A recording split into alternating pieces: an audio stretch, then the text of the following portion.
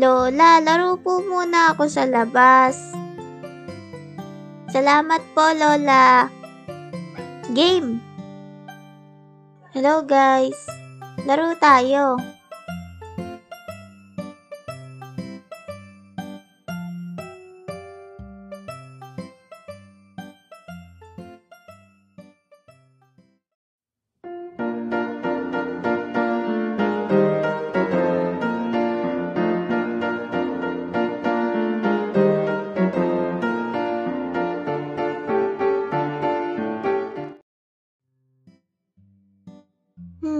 Paano ko nga ba to sisimulan?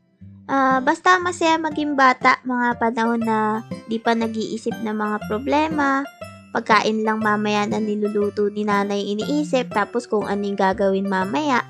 At pinakamasaya rito is yung madami kang kaibigan na puro laro lang din yung nasa isip. Masaya talaga dati nung bata pa ako kahit hindi pa gaano uso yung mga gadgets.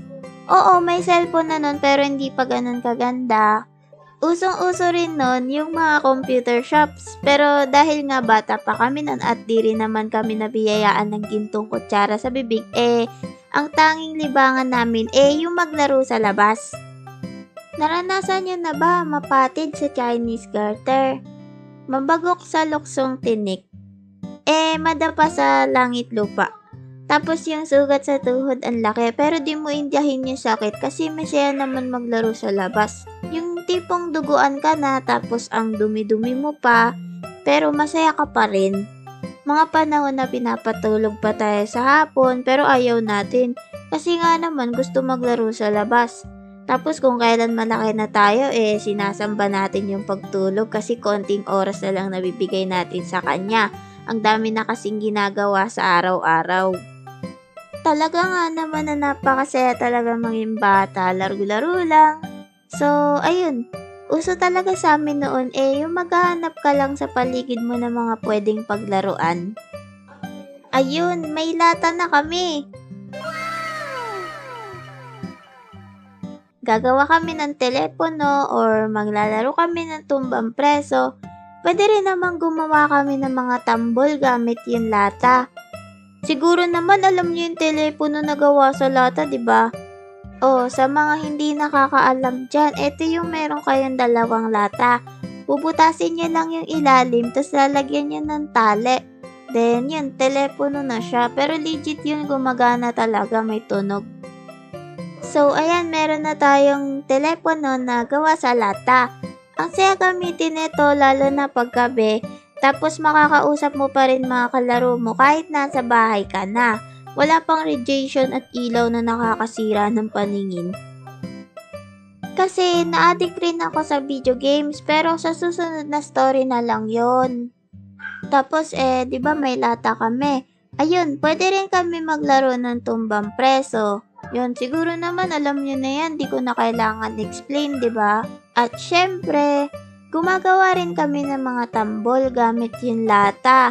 Tapos mga percussion instrument, yung tambourine. Pero gamit namin yun, yung pinipinatansan tapos binutasan lang ng pako para lalagyan lang ng alambre. Then, ayun, mag-iingay na kami.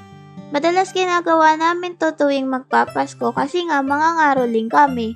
Usong-uso rin nun yung mga Tex at Jolens. Pero dito sa amin, ikaw yung pinakasikat pag madami kang pogs. Considered kang malupit pag marami kang pogs kasi lagi kang panalo sa mga laban mo. Nauso rin dito sa amin yung trumpo.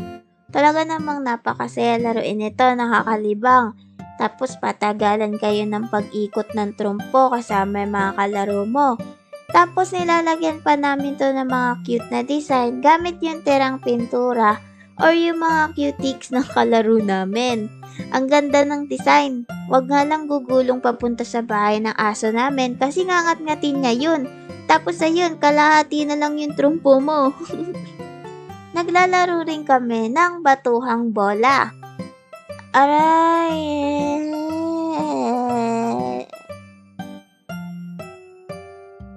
Naglalaro rin kami nung kadang-kadang. Gawa yun sa bao. Tapos may tali, tapos tatapakan mo, tapos lakad-lakad kami, ang ingay namin sa labas. Pero minsan gumagamit din kami ng lata pag walang bao. Masaya rin maglaro ng piko hanggang sa magkaroon na kayo ng sari-sariling bahay sa piko. Naalala ko noon napalakas yung bato ko ng pamato. Tapos natamaan yung pinsan ko sa noo. Ayun, madalas naglalaro rin kami ng langit at lupa. Naalala ko nun tumatakbo ako tapos kumapit sa damit ko yung isa kong pinsan. Nakaladkad ko siya tapos umiyak.